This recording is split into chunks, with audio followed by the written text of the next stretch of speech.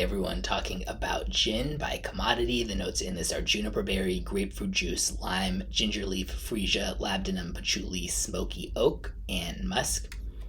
With some commodity fragrance, and if you're not aware, each one is kind of based on a different theme, like rain or wool or leather or, in this case, gin.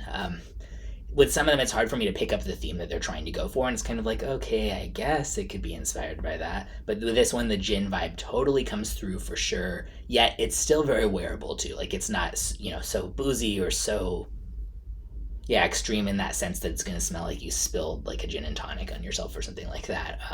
There's like sharp juniper, kind of this underlying ginger ale kick from the ginger, and then this refined labdanum, patchouli, and oak, which are pretty smooth. Not my type of scent, but totally worth checking out if you like the idea of, the theme of it, like a gin type of scent. Unisex leaning masculine, I would say somewhat mature to my nose. Not dated in any way, just like not a teenage type of scent.